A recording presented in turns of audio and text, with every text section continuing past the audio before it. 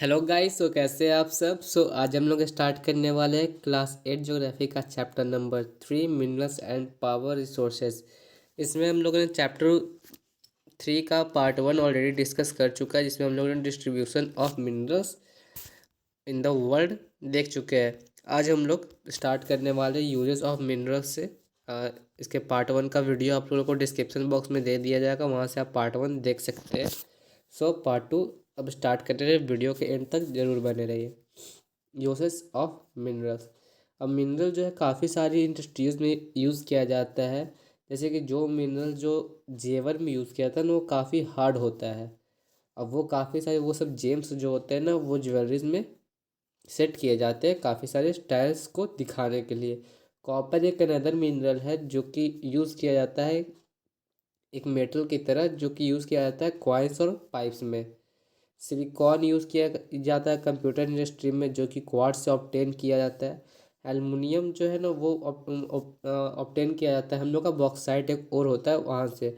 और इसको एल्युमिनियम को यूज़ किया जाता है ऑटोमोबाइल मतलब कार्स की सब में, एरोप्लेन्स, बोटिंग इंडस्ट्रीज, बिल्डिंग्स और किचन का जो कुकवेयर होता है ना, वो भी एल्युमिनियम का कुछ कुछ बना हुआ होता है। हम लोग यहाँ पे देखते हैं कंजर्वेशन ऑफ मिनरल्स की। अब मिनरल्स को कंजर्व कैसे कर सकते हैं। तो मिनरल एक नॉन रिन्यूएबल रिसोर्स है, इसको काफ़ी सारे हज़ारों साल लग जाता है फॉर्मेशन होने के लिए। आज का फॉर्मेशन वो काफ़ी कम है, जैसे कि रेट ऑफ जो, जैसे कि ह्यूमन जो है ना, वो काफ़ी ज़्यादा मिनरल कंज्यूम कर, जैसे कि अब 100 किलो अगर ह्यूमन कंज्यूम कर रहा है ना, तो 5 किलो से प्रोड्यूस हो रहा है। तो सोचिए कि इतना ज़्यादा ह्यूमन कंज्यूम करेगा तो फिर उसका स्कार्सिटी भी तो आना तय है। तो it is necessary to reduce wastage in the process of mining. तो जो माइनिंग कल्चर में जो भी मिनरल्स का वेस्टेज होता है ना, उसको हम लोग रिड्यूस करें, मेटल्स को रिसाइकल करें। अब रिसाइकलिंग क्या होता है कि हम लोग कोई भी मेटल यूज़ करते हैं उसको, जैसे कबाड़ी वाला किसी के घर तरफ आता होगा, तो उसको उसमें हम लोग जब कुछ भी देते हैं ना, तो वो वापस इंडस्ट्री में जाता है, वो वापस से रिसाइकल होके वो बनता है। अब इसके बाद पावर रिसोर्सेस हम लोग का चैप्टर टॉपिक है। तो इसमें बता रहे कि सनी की जो मदर है, उसका डे जो स्टार्ट होता है स्विच ऑन करने से गीज़र का। अब वो उसका जो स्कूल यूनिफॉर्म होता है उसको आयरन कर रही होती है उसको उठने से पहले। फिर उसका वो किचन की तरफ दौड़े दौड़े जाती है और उसके लिए एक गिलास ऑरेंज जूस बनाती है, ब्लेंडर मतलब जो मिक्सर होता है ना उसमें। अब सन्नी जो होता है उसको बोलती है क्या तुम लोग नहा लिए हो, जल्दी से आ जाओ, ब्रेकफास्ट कर लो। वो सन्नी जो स्कूल जाते जाते उनका लाइट और फैन का जो स्विच ऑफ होता है वो बंद करना भूल जाता है। तो उसकी जो मम्मी होती है ना, वो बंद कर देती है। वो सोचती है कि जो लाइफ है सिटीज़ में वो काफ़ी ज़्यादा कंफर्टेबल बना गया है, बट काफ़ी ज़्यादा हम लोग डिपेंड हो गए जितनी ज़्यादा से होता है गैजेट के ऊपर, जो कि एनर्जी कंज्यूम करते हैं, जो काफ़ी ज़्यादा वाइड गैप क्रिएट कर रहा है डिमांड और सप्लाई में। ओके, आई होप आप लोग को समझ में आ रहा होगा कि जैसे कि उसकी मम्मी अब सोचती है कि हम लोग जितना ज़्यादा हो सकता है उतना ज़्यादा तो हम लोग लाइफ कंफर्टेबल बना लिए, बट हम लोग का जो डिपेंडेंसी होता है किसी भी गैजेट पे वो बढ़ गया है। अब ये सब गैजेट जो है एनर्जी काफ़ी ज़्यादा यू कंज्यूम करते हैं। With the advent of science and technology life styles are changing very fast. की साइंस और टेक्नोलॉजी की हेल्प से जो लाइफ स्टाइल है वो काफ़ी ज़्यादा स्पीड में चेंज हो रही है। अब पावर और energy plays a vital role in our life.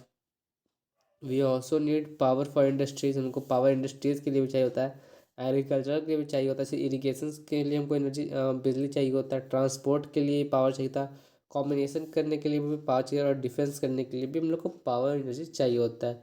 Power energy resources को हम लोग दो पार्ट्स में कैटेगराइज करते हैं, कन्वेंशनल और नॉन कन्वेंशनल। तो कन्वेंशनल क्या है, तो हम लोग वो देखते हैं। Conventional source of energy are those which have been used for a long time. ये वो एनर्जी का सोर्स होता है जो काफ़ी लॉन्ग टाइम के लिए यूज़ किया जाता है, जैसे फायरवुड और फॉसिल फ्यूल्स जो है वो दो कन्वेंशनल एनर्जी का सोर्स है। और फायरवुड क्या होता है, तो ये यूज़ किया जाता है कुकिंग मतलब खाना बनाने में और हीटिंग करने में। हमारे कंट्री में 50% से ज़्यादा जो है ना, वो विलेजर्स जो है वो फायरवुड से एनर्जी रिसीव करते हैं। जो प्लांट्स और एनिमल्स का जो रिमेन्स है जो धरती के अंदर दफन रहा जाता है, वो काफ़ी मिलियंस ऑफ साल तक अंदर रह जाता है ना, तो उस पर काफ़ी ज़्यादा हीट और प्रेशर होने की वजह से वो कन्वर्ट हो जाता है फॉसिल फ्यूल से। अब जैसे एग्जांपल लेते हैं, जैसे कि ये कोई लेयर है अर्थ का, काफ़ी सारे लेयर के अंदर मान लीजिए कोई एनिमल्स या प्लांट्स का जो बॉडी होता है वो रह जाता है, तो इसके अंदर वो हीट और प्रेशर की वजह से वो है ना फॉसिल फ्यूल में कन्वर्ट हो जाता है। फॉसिल फ्यूल जैसे कोल एंड पेट्रोलियम और natural gas are the main source of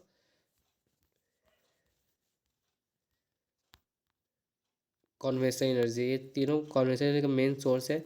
अब ये जो रिजर्व है मिनरल का काफ़ी ज़्यादा लिमिटेड है। जैसे कि अभी जो इसका जो ग्रोइंग पॉपुलेशन जैसे जैसे बढ़ रहा है इसका कंज्यूमिंग भी बढ़ रहा है, जितना कि इसका फॉर्मेशन नहीं है, तो जितना फॉर्मेशन इसका नहीं ना हो रहा उससे ज़्यादा इसका डिमांड है वो बढ़ जा रहा है। तो ये काफ़ी जल्दी ख़त्म हो सकता है। ऊपर में चार्ट दिया हुआ है, इसको आप लोग पढ़ लीजिएगा, ये काफ़ी इजी है, उतना टफ नहीं है। जैसे ऑयल नेचुरल गैस का इसमें दिया हुआ है कि जैसे कि ऑयल का एडवांटेज है कि इजीली ट्रांसपोर्ट हो जाता है। ओके, काफ़ी ज़्यादा पेट्रोकेमिकल इंडस्ट्री में यूज़ होता है।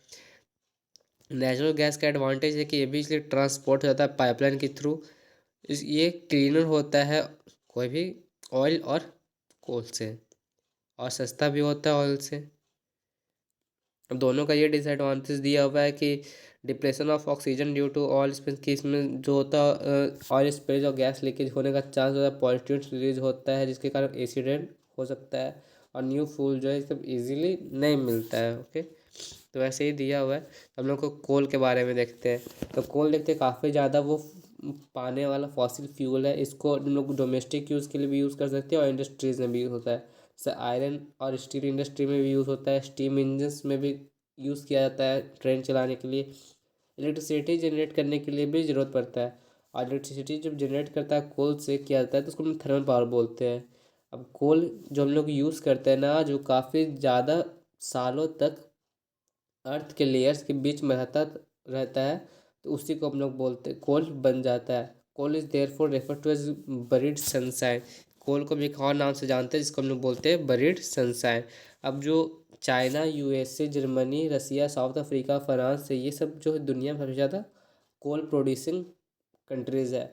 अब इंडिया में जो है रानीगंज, झारिया, धनबाद, अब बोकारो जो कि झारखंड में पड़ता है, ये सब जो है इंडिया में लीडिंग प्रोड्यूस करता है क्या चीज़, मतलब ज़्यादा से ज़्यादा प्रोड्यूस करता है कोल। अब पेट्रोलियम के बारे में हम लोग देख रहे हैं। तो पेट्रोलियम जिससे हम लोग कार को रन करते हैं, तो वो जो ऑयल होता है ना, और जो साइकिलिंग फ्रॉम कीप स्क्वीकिंग मतलब हो गया आवाज़ करता है, जो साइकिल जो हम लोग आवाज़ करता है तो हम लोग उसमें क्या तेल डाल देते हैं। तो दो ये दोनों में जो काम आता है वो थिक ब्लैक लिक्विड होता है जिसको हम लोग पेट्रोलियम बोलते हैं।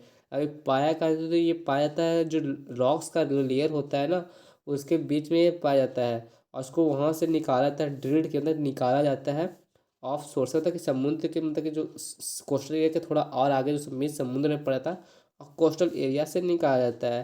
This is then send to the refineries. फिर इसको रिफाइनरी में सेट किया जाता है, और फिर वहाँ पे क्रूड ऑयल होता है ना, उसको मेन डीजल और पेट्रोल में चेंज किया जाता है। केरोसिन, वैक्स, प्लास्टिक्स और लुब्रिकेंट से चेंज किया जाता है। अब पेट्रोलियम और इसका जो और भी डेरिवेटिव्स होता है उसको हम लोग ब्लैक गोल्ड बोलते हैं, क्योंकि काफ़ी ज़्यादा वैल्यूएबल होता है। तो चीफ पेट्रोलियम प्रोड्यूसिंग कंट्रीज जहाँ सबसे ज़्यादा पेट्रोल प्रोड्यूस होता है वो ईरान, इराक, सऊदी अरबिया और कट्टर है। और जो अदर बड़े प्रोड्यूसर है वो यूएसए, रसिया, वेनेजुएला और अल्जीरिया है। इंडिया में सबसे ज़्यादा प्रोड्यूस होता है डिग बॉय जो कि असम में, बॉम्बे हाई जो मुंबई में है, और deltas of Krishna and Godavari reverse में ये प्रोड्यूस होता है। अब नेचुरल गैस क्या है वो हम लोग देख लेते हैं। Natural gas found with petroleum deposit and release when crude oil is brought to the surface.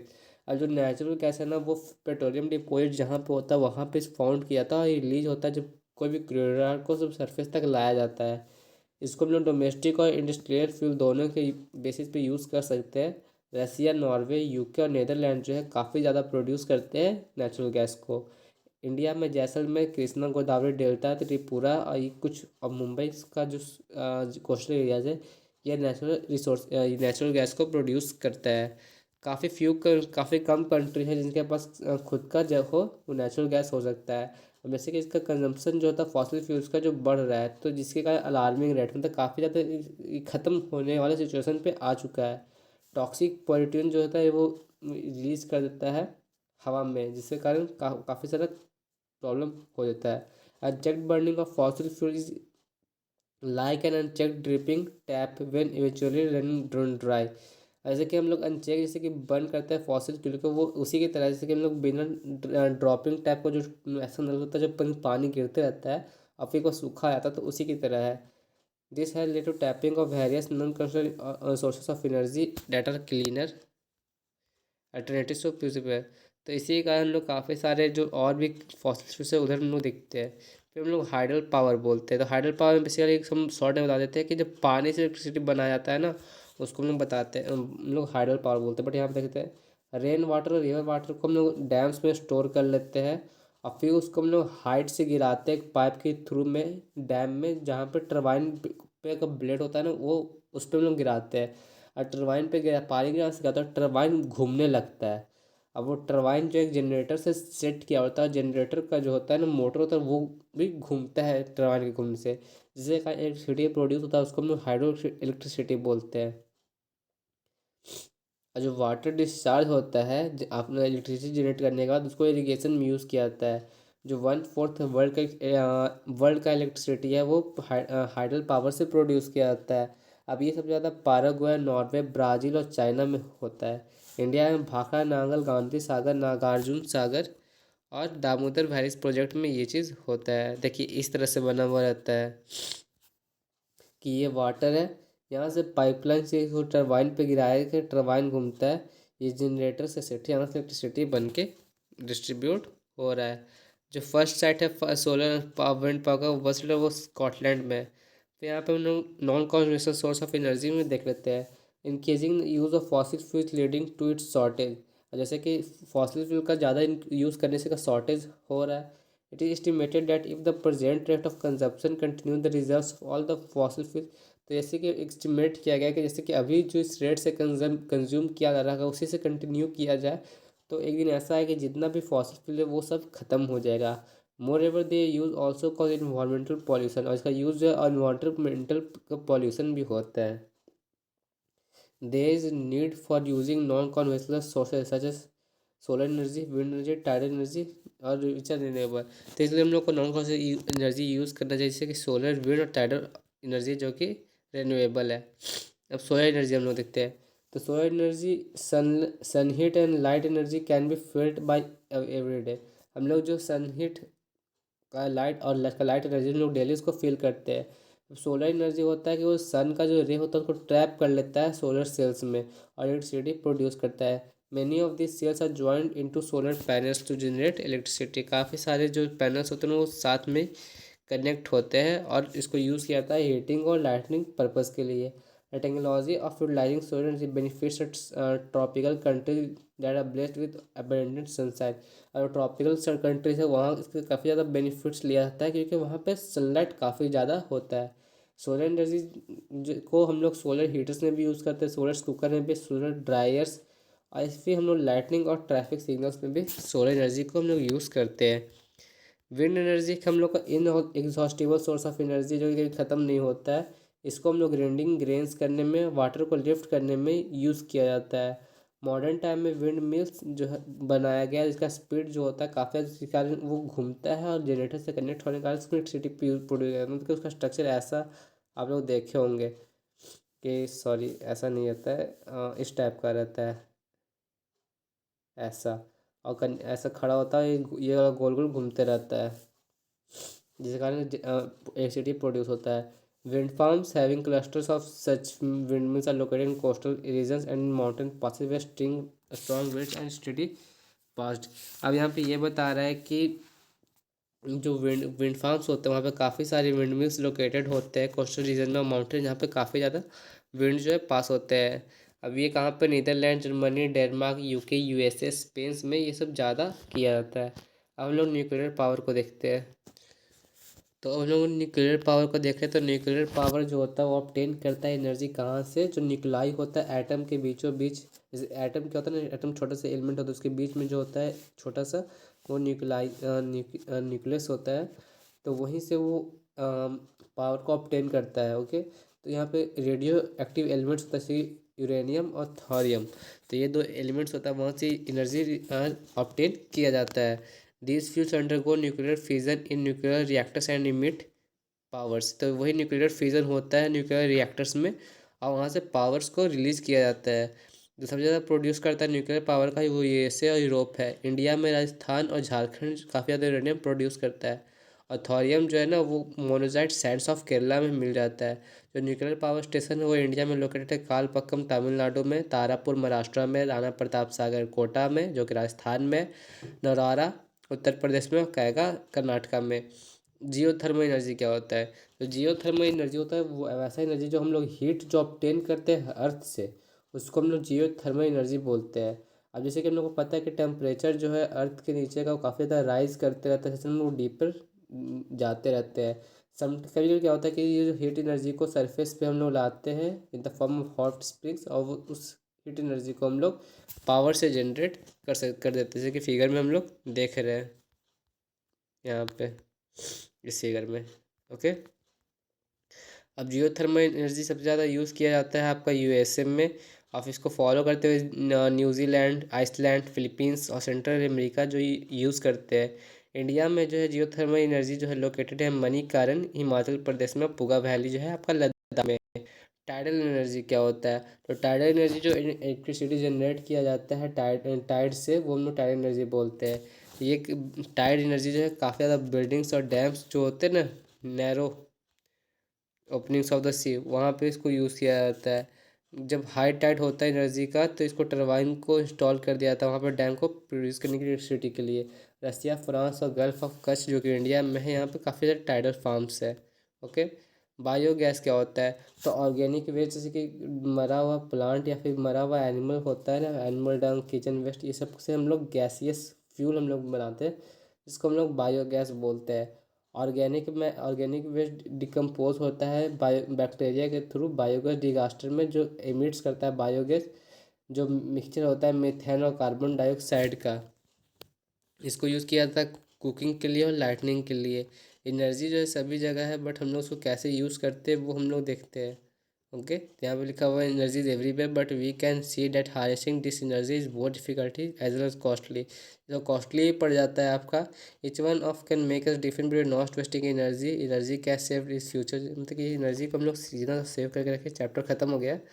अब बायोगैस में देखिए यही होता है, जिसमें गैस में यहाँ पर डाला जाता है सारा सारा चीज़, और यहाँ से आप लोग फर्टिलाइजर सब यूज़ करके यहाँ से गैस निकाला जाता है। यहाँ से स्लरी मटेरियल डाल देते हैं, जैसे मैन्यूर ये सब डाल देते हैं, यहाँ पर सॉइल होता है, ऐसे फर्टिलाइजर आता है, यहाँ से हम लोग का ऊपर से गैस निकलता है। तो चैप्टर खत्म हुआ, तो चैप्टर को हम चैनल को सब्सक्राइब जरूर कर दिए। Thank you, next day.